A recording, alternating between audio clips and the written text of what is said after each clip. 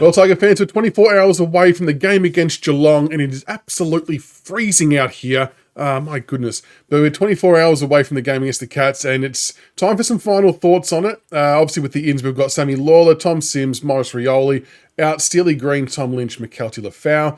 Look, really, really happy with the ins. Sam Lawler, obviously, we've been desperately wanting him to come back and play for quite some time, which in some ways is scary, in other ways it's a huge compliment given it's only his first year. But he just adds that class of ball use by hand and by foot. Another bigger body, great mark in the air as well.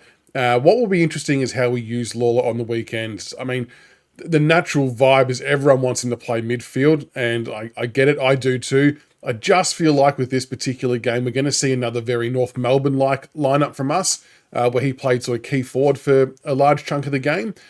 And I know he had the extra week training and things like that, so I think just out of necessity, he might play a forward role a bit more than what we would hope. I still think he'll get some midfield cracks in this game and hopefully in the future as well, just as a learning, if nothing else. Sims, obviously, to relief Ruck Nankin to play forward. I really, really hope that we swing Bolter or Blight down forward early. Like, I don't want us to line up with Ross, Campbell, Elgar, Mansell, Lawler, Fall as our starting six forwards, because they will get obliterated by Geelong in a bad, bad way. So hopefully we can mix and match and get some bigger bodies down there to help out. And Morris Jr. coming in, his form's been good in the VFL. I don't know why he's got haters. People just don't like people to succeed, I guess, or to try their best to succeed. But he's had a really good month in the VFL as a midfielder. And it's going to be truly fascinating to see where we play him, because similar to the whole Tyler Sonsie saga, he's gone back to the VFL, plied his craft as a midfielder, put up consistent numbers and in good form. So let's play him in the spot that he's done that in to let him to get continuity, and so he has some belief in himself. To bring him into AFL level and then to play him as a deep small forward like we do for Steely Green just won't work. And I'm telling you straight off the bat, if they do that, he will be destined to fail and he will get sub 7 disposals and it'll be a complete waste of everyone's time. So that they have to play him appropriately, one way or another. Because like we said, Morris Jr., very, very much a confidence player, and him getting his hand on the ball early in the midfield has shown great signs at VFL level. Obviously a big jump to AFL, but I think we've got to see what it looks like. Everyone screams out for speed, and then the moment someone suggests, well, let's try Morris in there because he's done it in the VFL, oh no, he can't make it, he's no good. Like, what are we doing? Just put him in there. He's got the pace that we all want. He's got the form that suggests that he can do it at VFL level. Let's see if it translates. But yeah, we'll see what the coaching staff do on that front. But taking a look at some of the key stat categories in relation to this game, and similar to the Crows game, it can be pretty bleak reading. So Geelong are the second highest rated side with the overall player rankings, and Richmond is 17th.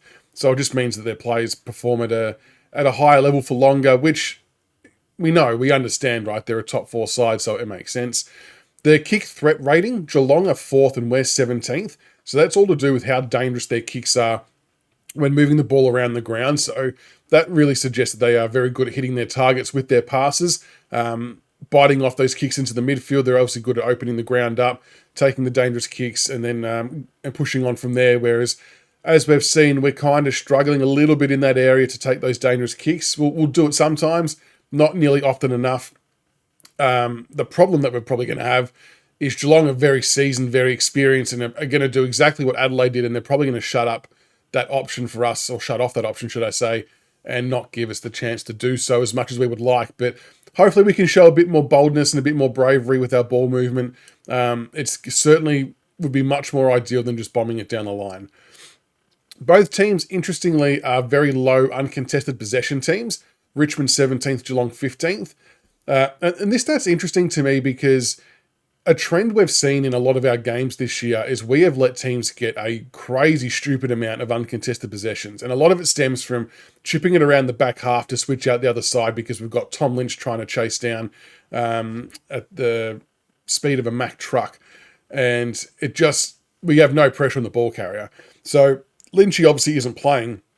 So the makeup of that front six looks a little bit different. So maybe there's some more speed down there on the last line that might shut down a bit of those uncontested possessions. But it's kind of good to know that Geelong don't do that as their typical one would, so they can't sort of hopefully exploit it too badly. So if we can kind of bridge that gap on that uncontested disposal, we should hopefully be able to get a bit more of the footy and limit the easy ball that they get. Marks inside 50. This is a big concern. The Cats forward line is relatively dangerous. So Geelong actually rank AFL number 2 for marks inside 50, and we are dead last, which would come of no surprise to anybody given the way we deliver the ball. But Jeremy Cameron, gun forward, I'm pretty sure he's still leading the Coleman. Dangerfield's the other one for me that's super dangerous, pardon the pun of his name, but such a strong body, such a smart operator. And again, if we don't have that midfield pressure to their mids delivering the ball forward, it could spell a little bit of trouble. And even someone like Tyson Stengel, very, very good at changing directions, double backing, 2, 3 or 4 leads and getting into a pocket of space. They're very crafty. And then you've got ball users like Ryan Myers, who I know he's probably a player that a lot of Richmond supporters aren't very fond of, but his unique kicking ability and his vision enables him to hit up targets that probably defenders don't see coming. So we've got to be mindful of that as well.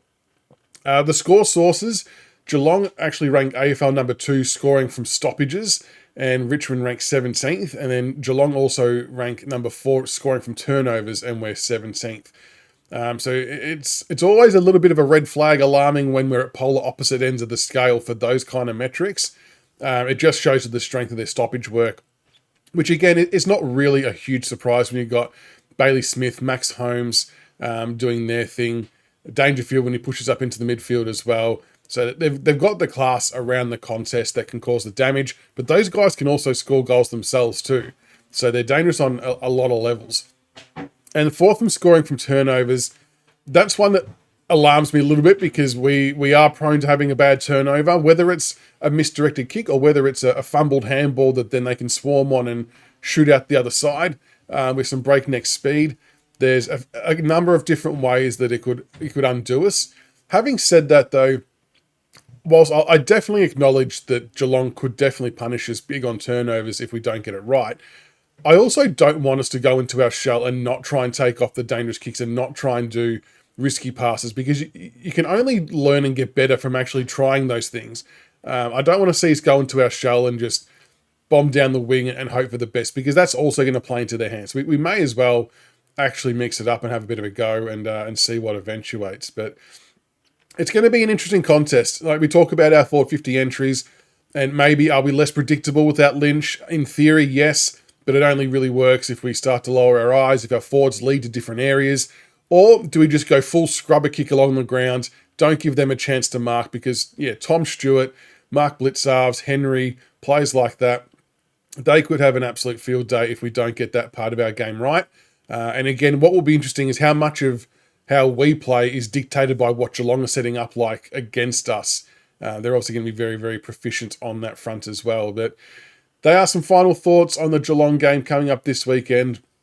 I think we have to go into this with no real great expectation. I don't like saying that, but it's just the reality of where both teams are at. They're going to be looking for a response after a pretty ordinary performance against Brisbane. And unfortunately for us, percentage is actually pretty vital for the top 4 teams with how close everything is. So they will be identifying this as an opportunity to put their foot on the throat on us very early, I imagine. And I think our best chance of staying in this game for a long time is by either making it a little bit ugly, really scrappy and contested, but I don't know if we can do that for long enough, or if the Cats aren't fully switched on, which is a distinct possibility, I suppose, but maybe less likely than what we actually hope. So all we can ask for again is a 4-quarter effort. Just don't roll over and give up. Have a crack. Try to take on the dangerous kicks. Mix up the magnets on the board. If things aren't going our way, try different plays in different spots. We know we've got a makeshift forward line in a lot of ways. Be a bit creative, and maybe we play with a bit more freedom and with a bit less expectation. Who knows? But let us know what you all think in the comments below. What are your final thoughts in the game? What are you expecting to see? What are you wanting to see? What are you not wanting to see? More importantly, let us know. And all the best to anybody who's heading down to Geelong to watch the game. Hopefully you make it out in one piece. And other than that, we'll all be everyone else watching at home, cheer loudly. And until next time, go Tigers.